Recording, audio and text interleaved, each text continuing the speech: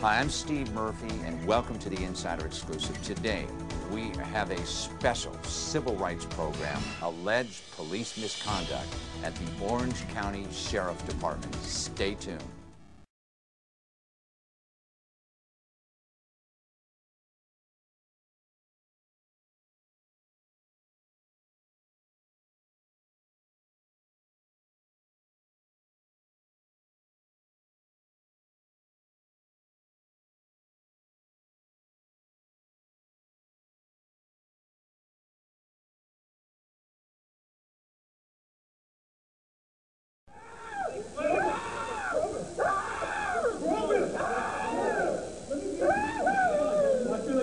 I got it right here.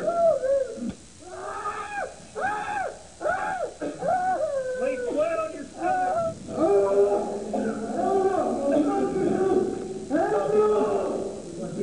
Jesus.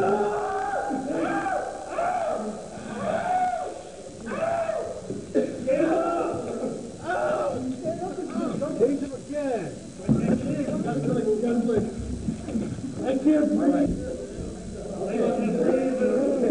breathe. I can't breathe. Relax. I can't breathe. We don't relax. I can't breathe. I can't breathe. Come down. I can't breathe. Okay. I can't breathe. Let me get a shot. I'm burning.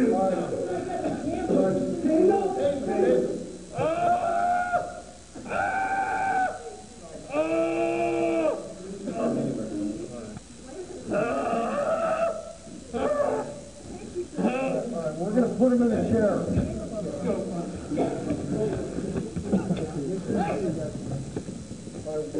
How many prongs were in him? He has three. Okay. There's four. There's one right here. Okay. All right, let's get the nurse to take all the prongs out. We'll reload the gun. Yeah. Give him room.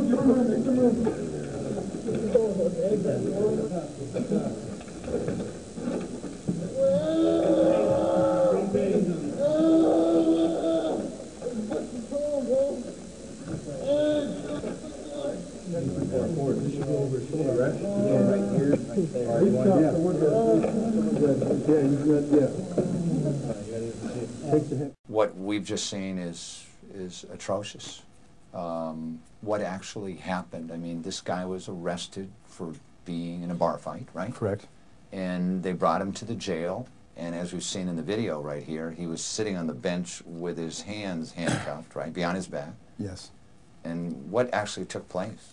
What appears took place is that Matt Fleury was talking to another person who was seated on the bench that he had been in the fight with. And you see an officer come up behind him and take his fist in his forearm and hit him in the back of the head, and you can see his head jerking to one side. Right. And there was no reason for that other than just to demean him and to injure him and to use excessive force. Okay. And I think it's important to note that later in the video, you'll hear Mr. Fleury verbalize, "I got sucker punched." And I think that confirms, even if you find the video to be a little bit inconclusive, which I don't. I think it's very clear. You can see his head snap after the forearm. But it certainly confirms that our client was sucker punched. See, here's my question.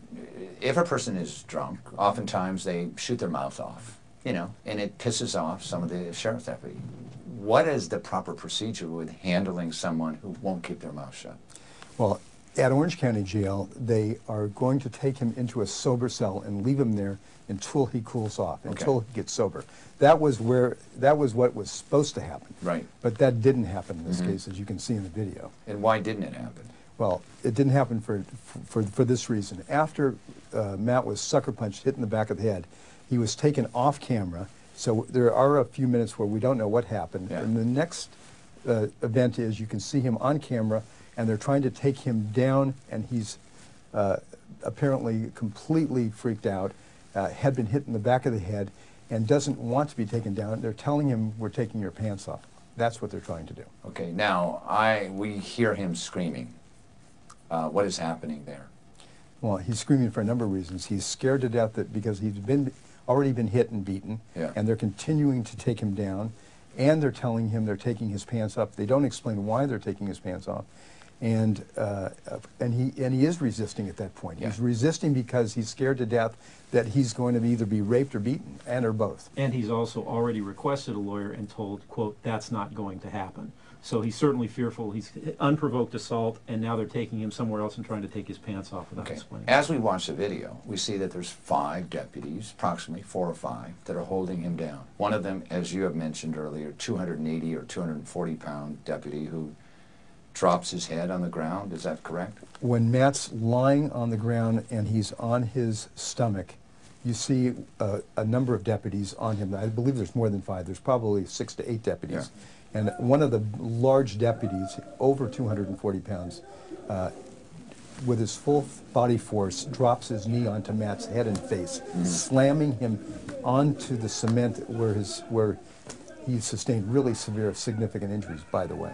When did they start tasing him, as we've seen in this video?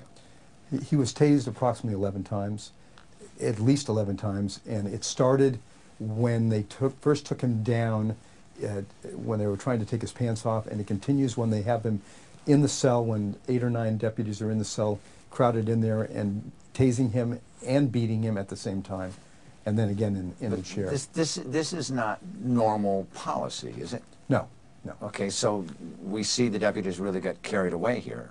Oh, I think it was It appears that they did, and they're supposed to be trained certainly to stay cool under those kind of circumstances. As you mentioned earlier, this isn't the normal policy, but sometimes they do get angry. That's a normal human response to someone who is, let's give them the benefit of the doubt that our client had something to drink and was belligerent. But they're supposed to be trained to not get emotional, the old sticks and stones thing. So long as it's just verbal conduct, they aren't supposed to do anything.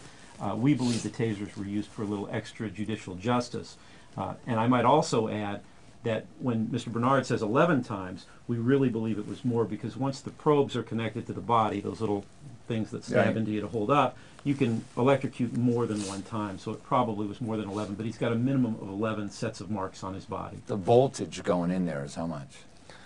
It's excessive. Like 50,000 volts? 50,000 volts, that's what we've heard. That's what we're and we hear him screaming. Is that because of this, electrical shock and the whole 9 yards? Absolutely. It's a debilitating neuromuscular disruption. That's what they call it. And what the bottom line is, it causes severe, immediate onset of pain. Right. And to keep hitting the trigger so many times, to keep a person in that much pain, and then ask that person to restrain himself, impossible. What I found interesting, and maybe you can explain this, initially in the video, as we saw, you saw that the video was taken by the security cameras in the jail. Then a handheld camera is used.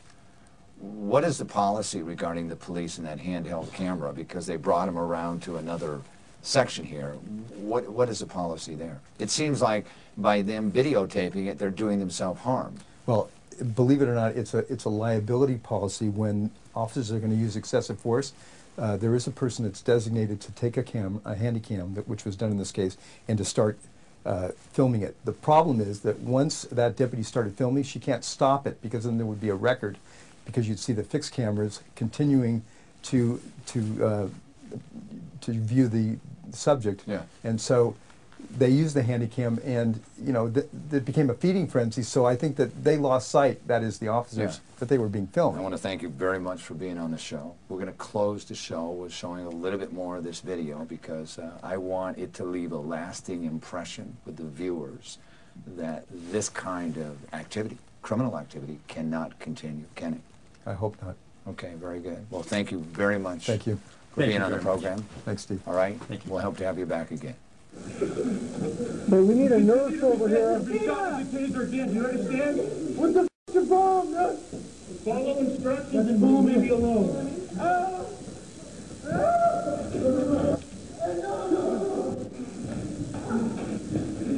Look out! Look out! Look out! Look out! Shoot him again! Look out! Look out in the back!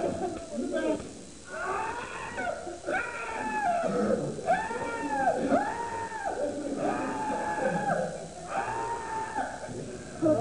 All right, that doesn't work. Hi, thanks for watching our show. You can get more information at www.insiderexclusive.tv. I'm Steve Murphy. Thank you.